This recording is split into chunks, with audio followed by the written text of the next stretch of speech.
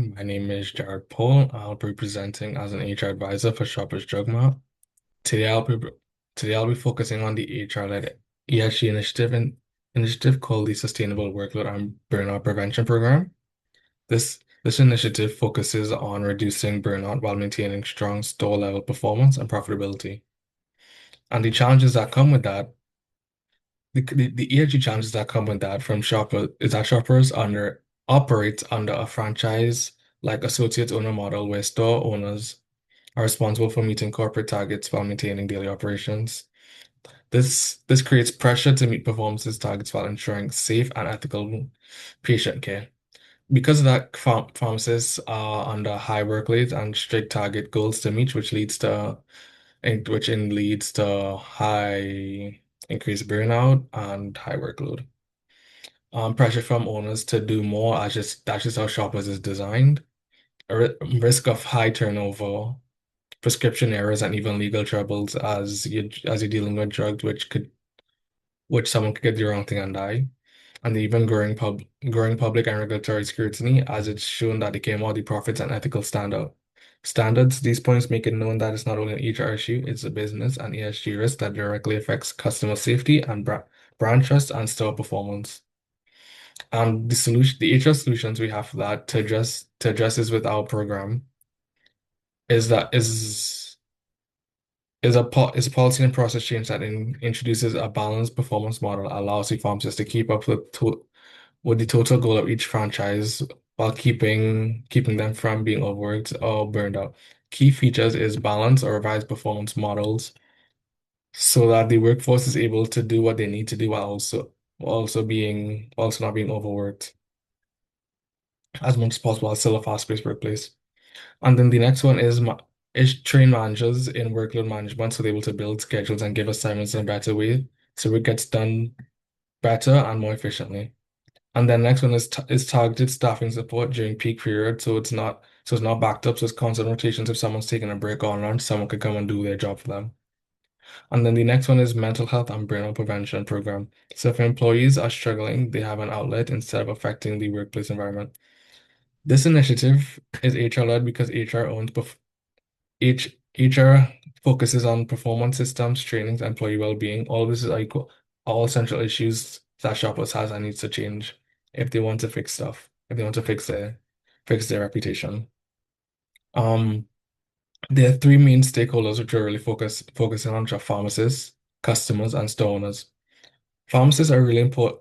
Pharmacists are really important from this as they benefit from reduced stress and safer workload and conditions. Customers also and also even aggressive customers who don't like the fact that there's long waiting times, they get the wrong prescriptions or anything like that. And which obviously benefit them as now we get improved accuracy and even and service quality. And then most importantly, there'll be store owners who benefit from lower turnovers and more stable performance, which protects long-term profitability. But with this industry, all stakeholders face increasing risk as something bad could happen. The benefits that come from this is is different with HR, ESG as and business, as there's a company called Yan Kuto, who's now Canada's #1 pharmacy, which even though they have the same issue when it comes to the workload and fast pace, their workers have a more positive outlook on it, as it's shown that the company cares for their mental health. And from an HR perspective, that benefits the psychological safety. It has improved retention, obviously, and then reduced turnover, which is all critical to keeping people there. From a business perspective, burnout leads to errors, slower service, and customer dissatisfaction, which all impact revenue and profit. And by fixing these things, we're able to bring more people into the store as they see the workers there hardworking and care about people to be less mistakes. And then from an ESG perspective, it just strengthens our social performance. So people So people feel like we're more moving towards a more efficient workforce well-being, more aligned with the workforce well-being expectations, and not so we're focused on moving towards more ethical and morals instead of only benefits. Because overall, it's not an initiative, it's not a cost. It's also it has a cost, but not more focused on cost, but a risk management and performance strategies. As costs and risk obviously involved, the main costs for this would include training, HR program development, and targeted staffing support. And they may also be a short-term productivity adjustments during an implementation. The risk of doing this initiative is resistance from manager as they like the old way and don't want to change anything. It would be to find the resources as you'd have to find staff, you'd have to hire staff, you'd have to people who would train or even workshops. And then there'll also be staffing issue as people constantly coming and going, or you could do it as you do it at home, which people might not even do on time, as some people just don't care for training. But the risk of not doing it is there's the chance of the continued burnout and high turnover costs, which which could cost the company up to 150 of the 150% of the annual salary. No, as to find a replacement can cost up to 150 of the annual salary, as the average salary of a pharmacist alone is 104,000 to 112,000, with also there being 120, a 21% turnover rate in all of Canada for pharmacists, especially in the retail pharmacy. There could also be increased legal fees and reputational damage. To reduce this, we have an implementation plan allowing us to assess results before scaling across stores. And we have three phases. The first being that we define what the work-land performance symptoms are, so we know so store manager is able to know what to look out for. And the HR director is responsible for this. The second will be review current staffing and workload practices to see where employees are more stressed and where workload becomes too much. HR and operations are responsible. Then there's also design performance, make it easy for workers to make reports and issues at hand. HR is responsible for this. Phase two will be to put in will be able to put in a few select stores to review and see highlight issues. Operational manager will be responsible for this.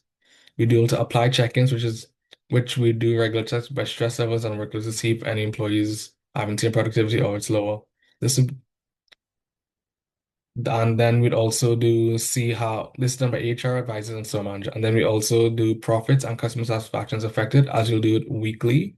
And then as time goes on, we'll do it probably bi-weekly, then monthly, then even quarterly, as see the revenue differential of before. This is done by HR advisor, and phase three will be to expand programs to more locations to implement better and see where it works, see how much it works.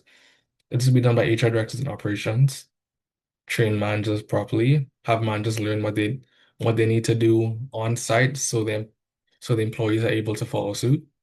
This is done by HR and store leadership and apply training to more of the workforce. And just by providing it, they're able to to get into the whole new program initiative faster and easier. And this is done by HR. By doing these, this ensures store owners can meet financial goals while improving working conditions. The pilot phase will test these metrics to test how these metrics impact both performance and revenue before full rollout. And then the sustainability. What the hell is it? Then sustainability impact and reporting. The ESG outcome and measurement methods are all different, but all end up the same thing of making customers better.